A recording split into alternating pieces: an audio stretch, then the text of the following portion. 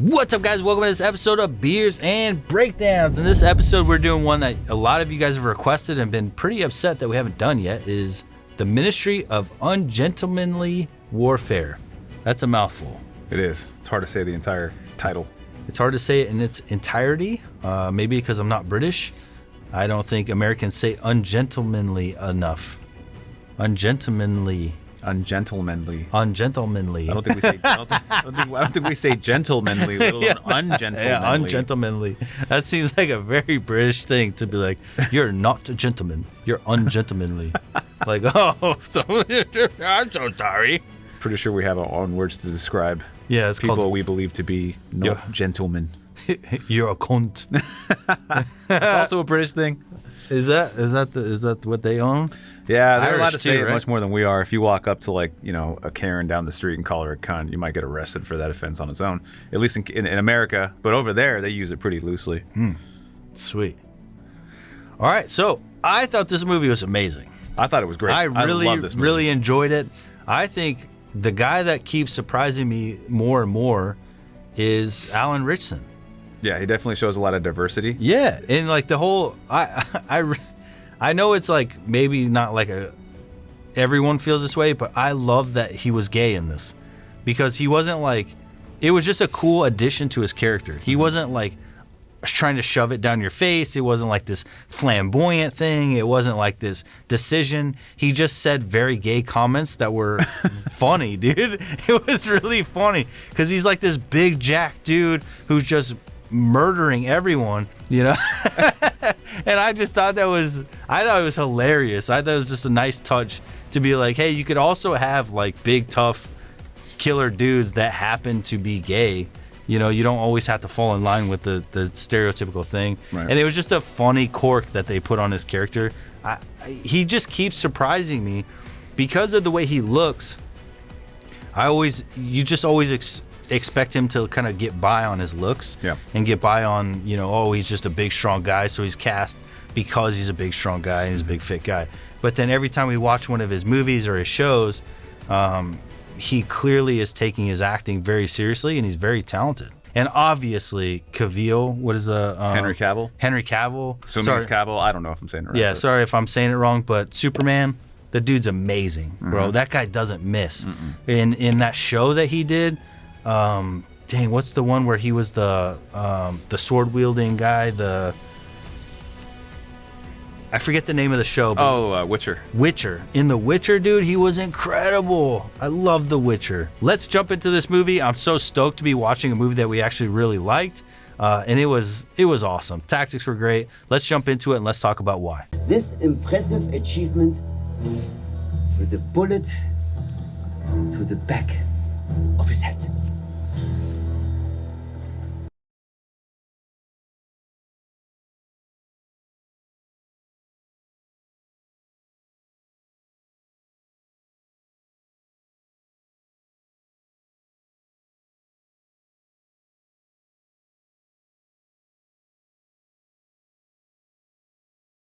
Dude, I love that intro. Dude, I love that intro. Yeah. I loved Alan Ritchson's character of just the stabbing, like mad stabbing. Like he always wants to go to the knife. And then Henry Cavill's like just cavalier, chill, everything's cool mentality. He's and then he's just watching Alan just just go bananas on the dude. And then Alan Ritchson just monstrous human, dude. His traps are so huge. Totally natural, by the way, right? Okay, listen. As far as I know, the only thing he's claimed to this day, as far as I know, is testosterone. Oh, he's TRT? TRT. Oh, if he claims TRT, I'm all board with that. I'm not going to say anything against that. If he's doing TRT, hey, as long as he's saying TRT, I'm totally cool with that. Mm-hmm. But he's claiming TRT? Yeah. Yeah. That's it. I ain't going to argue with that. Because all TRT is testosterone. Mm-hmm. So TRT, part of TRT, a TRT regimen is also going to be estrogen blockers and the whole thing. So what's the difference between TRT and taking like an anabolic steroid regimen is TRT doesn't stop. TRT is supposed to be a continual treatment to maintain a baseline. So however high you set that baseline, you know, Alan Richardson's doctor could be like, I want your baseline at, you know, 1,500, which is an insanely high number for testosterone level to be at. And I'm going to put your estrogen blockers at this. And technically you're only on TRT. Yeah. But you're going to get jacked out of your mind. Mm-hmm. So I don't understand how people differentiate between, oh, I take testosterone or I take steroids versus, no, I'm just on TRT. Well, they're both steroids. So one is just doctor prescribed, essentially designed to maintain a healthy level, but could easily be bumped up to whatever level you want. So yes, he's on TRT, which is a healthy dose of steroids weekly, and it looks awesome. He looks badass though. Like, I don't understand what the downside to that, to owning that would be. You look badass. Who cares that you're taking testosterone to help you look badass? No normal man could do that without having some. Yeah. Own it. You look badass. Bag the kit, silence the weapons.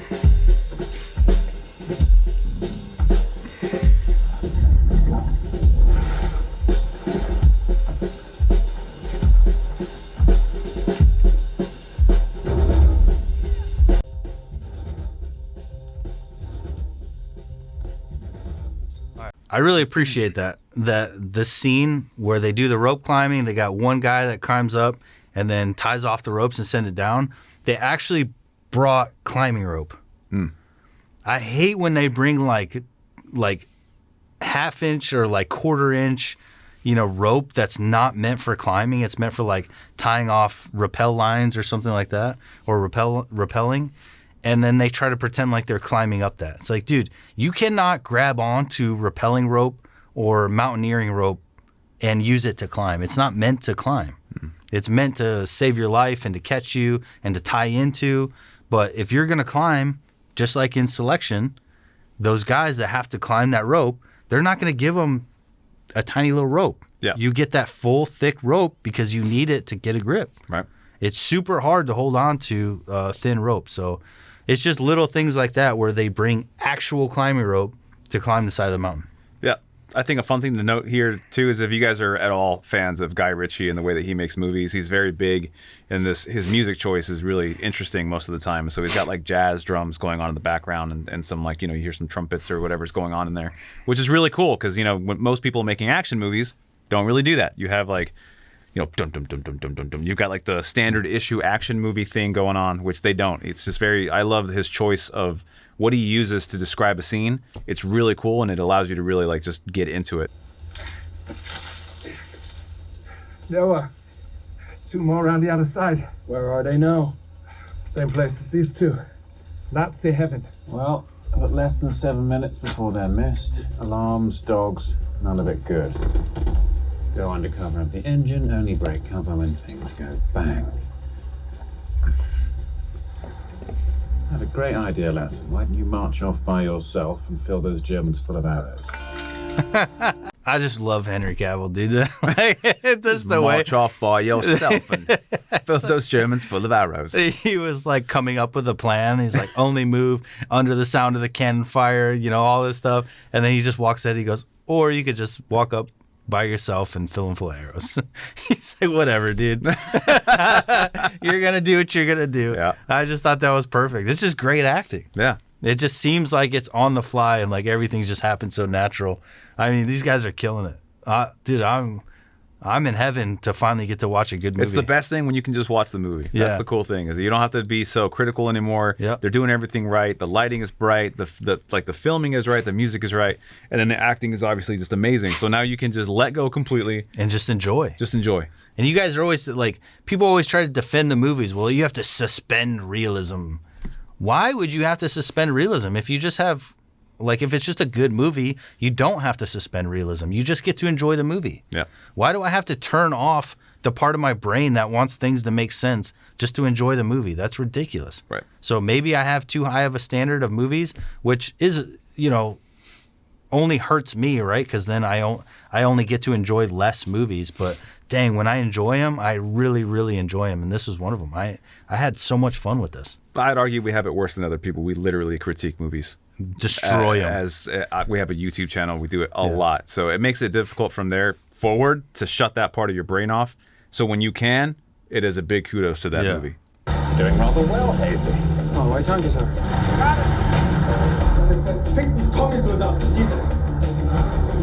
Das ist kein Hund, das ist meine Frau!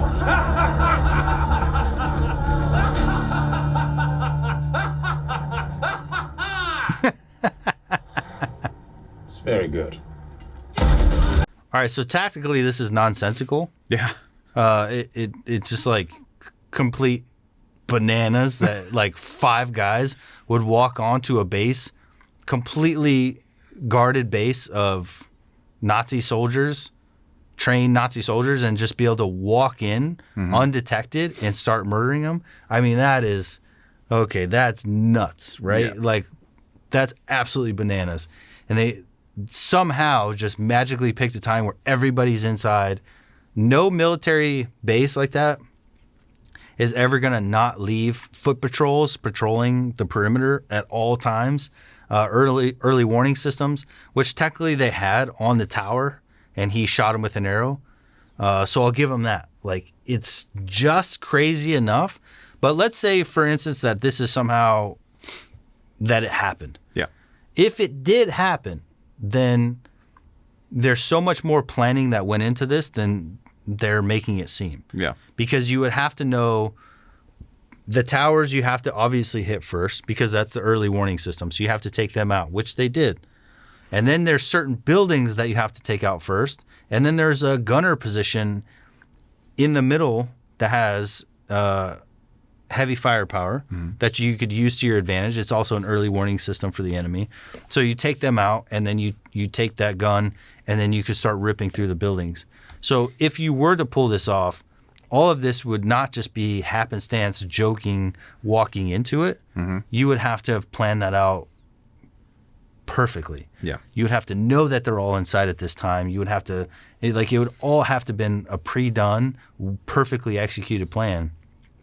And technically, it could work. But the nonchalantness of it, I don't think that's a detriment to the movie. I think that they're trying to show that these guys are so good that once the plan's in place, they flow calmly, coolly, and calm, cool, and collected into their plan and make it happen. Yeah. Which SF guys do. We plan so hard and so rigorously that once the plan starts and it's in place, we know what to do. It's just training. We have all the experience. We've talked about 3rd, 4th, 5th, order effects, consequences. We know contingency plans up the wazoo. We have a plan for the plan for the plan. Yeah. So we could just flow in and start having a good time and take care of business. Yeah. And that's what they do. So as crazy as it seems, crazier, real life things have happened because of good planning and some luck. I love it though. I love it. I don't care at all that it's ridiculous to think that somebody could just walk on the base and do that. I'm not even trying to buy it or not buy it. I'm just having fun watching it.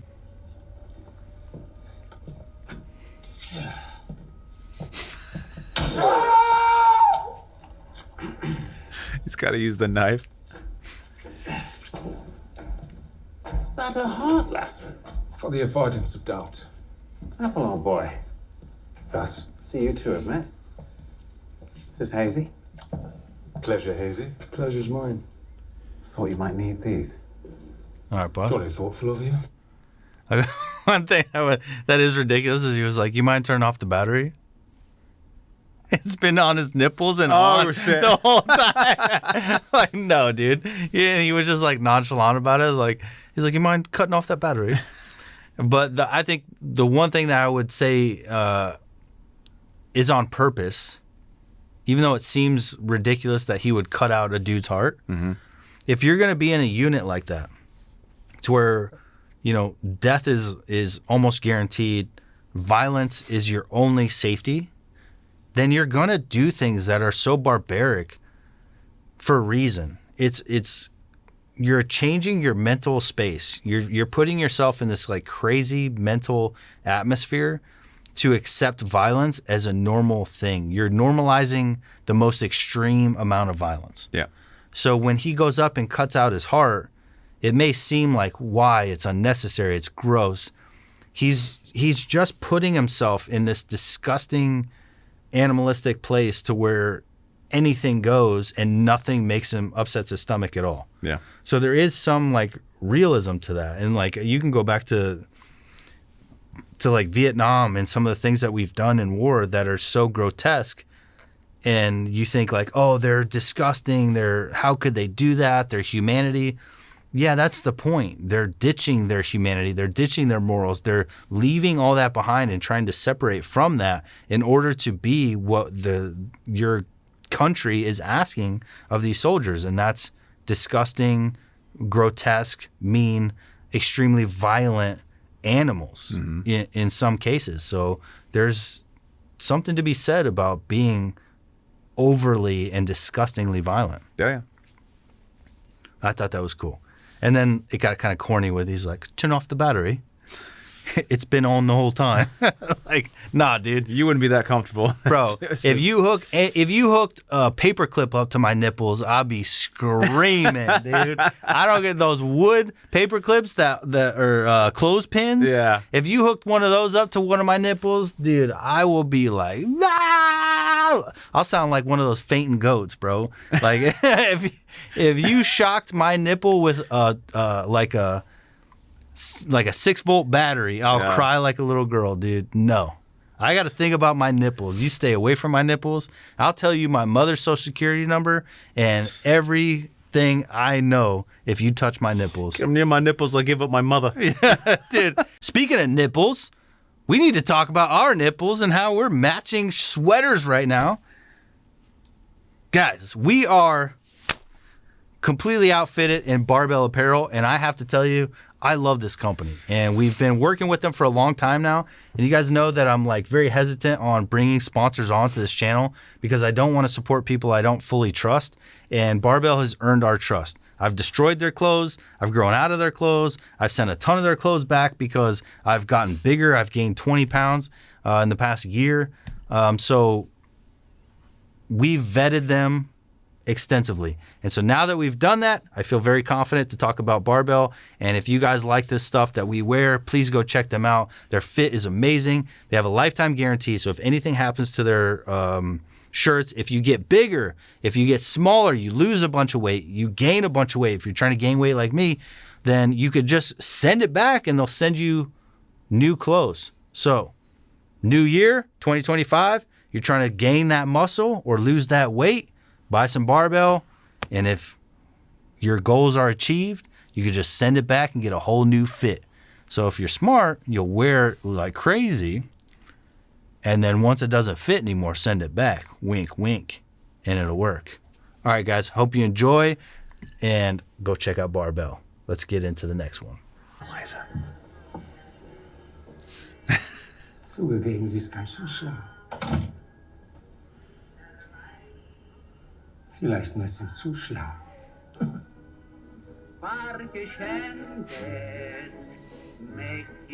A riddle was a nice touch. The hook's in.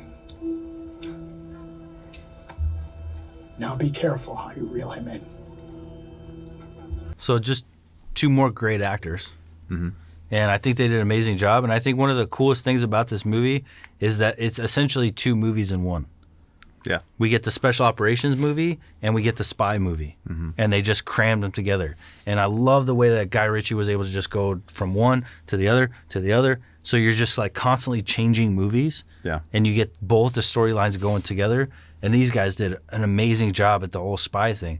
And it's real because the CIA runs two different branches. They have ground branch, who's doing actions on like, high kinetic operations.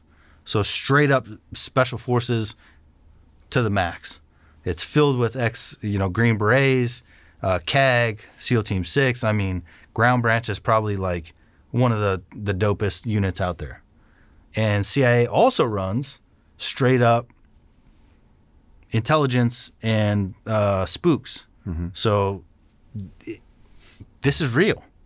The whole special forces working alongside in a very different capacity, but on some, the same missions is very much something that we do. And it's a very cool part of our special operations and intelligence community. Yeah. So I love that they told both the stories at the same time because, both of them are equally as cool. It's just as cool to be a CIA agent that goes in and like makes up a completely different identity and learns how to blend in and is just so good at manipulation as it is being a CIA ground branch guy that could kick down your door and shoot you in the forehead and not waste a single bullet and get out of there without ever being noticed. Yeah. I think both of them are equally and just as cool. And we also have the Stiglitz making an appearance. I don't know if you remember him from Inglourious Bastards. Yeah, that's the guy, right? Yeah, I was like, there's no way you didn't see Stiglitz and then think he needs to be in my movie as a German Nazi. Because he's terrifying. Yeah, exactly. He's such a creepy dude that you just watch him and you're like, I don't want to have anything to do with you. Like if you get captured by that guy, something's going in your butt. Some of these actors like He's just gonna ignore that. going in your butt. Like he's putting something in your butt for sure.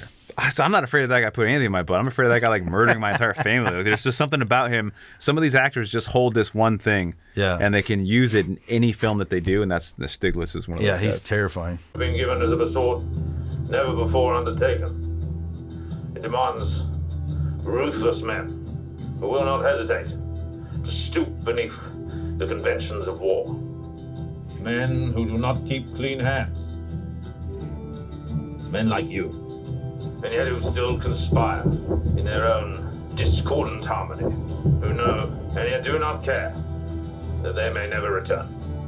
And who press onward, not for glory. As much as we like to pretend like we don't live on speeches, Oh yeah, we do. we love speeches, we love dude. speeches. People love speeches. That speech was dope. I'm not going to group myself into the military because I didn't serve, but you can give me a speech about pretty much anything that sounds like that, and I'm going to go do it. I don't care if I'm going to the store to get tomatoes or whatever it is that I'm doing, but you give me a speech like that, I'm going to be fired up. Yeah, dude. I'm going to push my start button on my truck like I never have before, and I'm going to be ready to roll. You like take that second, you listen for it to go vroom, and you're like, now's the time. Yeah. Dude, that speech was money. And that's the SF mentality, dude. It's like, it's not for glory. It's not for social media. It's like, it almost saddens me that I'm a social media SF guy because that's not what the SF community is all about. This is not what it's all about. We are not what it's all about. SF guys on YouTube is not what it's all about. 99.9% of SF guys, you will never know their names. Mm-hmm. You will never know who they are. You will never know their accolades. You will never know the heroics that they've accomplished, the things that they've done, the things they've done for each other, the feats that they've achieved. You will never know. The small community of us on social media, it's almost kind of ick, is not the true representation. So it's hard because it's like I want to be a presence and like tell people about this community, but also it's hard to like just accept that this is not us. The us you will never hear about because they will never tell you and they will never talk to you about it. You'll never know. Mm-hmm. Only their wives know. And that's truly what it is only their wives know. Only the wives because they went through it with them and their partners go through it with them. And maybe their kids will find out, maybe their kids know, but that's the extent of it. So, man, this just like fires me up. Yeah. I love speeches like that, Great dude. speech.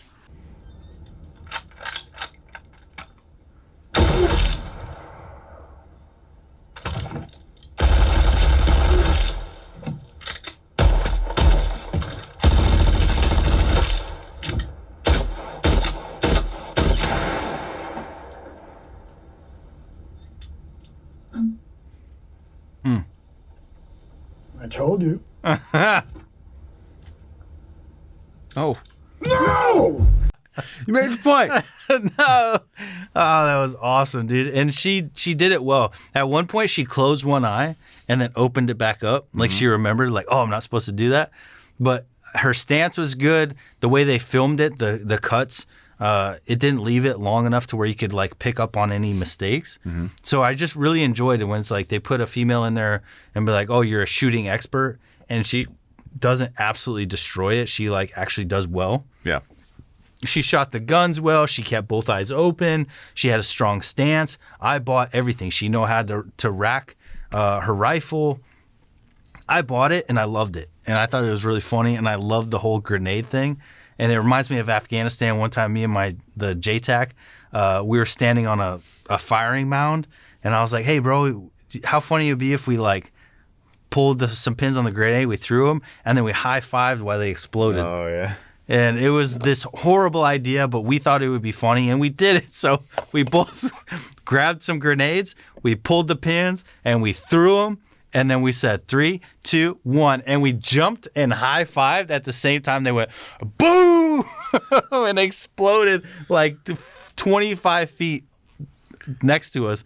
It was on the other side of like a little mound, so we thought we would be safe from the projectiles. It was extremely dangerous. It was actually caught on film, and my Bravo had it, and I think he either deleted it or just doesn't want to give it to me because he was afraid he was going to get in trouble. Right. But he was like, this is going to ruin your guys' careers. That was so dangerous, but it was cool. Done with this unruly company who do not obey orders, who seem to have formed their own Ministry of Ungentlemanly Warfare.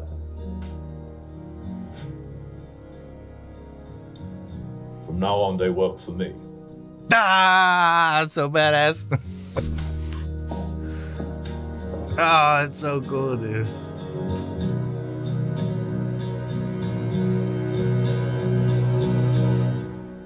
Come on, man. That's the way you end a movie. That's cool. That's That a was great movie. sick, dude. I love this movie. I love the ending because it's like you're in jail. Like you risked everything and you got pooped on. So you essentially like got the worst end of it and had to accept that you did all that just to go to jail. Yeah. So it's not like they came and rescued you day one. You sat there for a month, or what was it, 2 months? And then he finally showed up and was like, psych, you work for me now. Yeah. You're just getting made men. So that was incredible, dude. And what a cool way to end a movie. Oh, I loved it. Agreed. It was great. So pumped. Why are you looking at me like that? You know what to do. Oh, God. End this show. All right, guys. Hope you enjoyed that episode of Beards and Breakdowns. Let us know what you want to see next in the comments down below. I know a lot of you leave comments and you think that we don't listen to them. Trust me, I'm taking notes on all of it.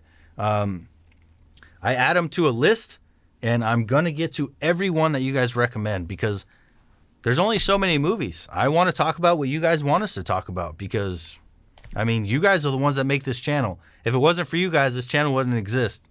If you don't watch it and comment and like it, we stop doing it. That's just how it goes. So you think that is about us? This has nothing to do with us. This channel exists because of you. So you tell us what you want us to watch. You tell us what you want us to review, and we will keep doing it because we are here to impress you. You are not here to impress us. We are not the cool guys. You're the cool guys. Without you, we don't exist. So thank you guys very much, and we'll see you on the next one.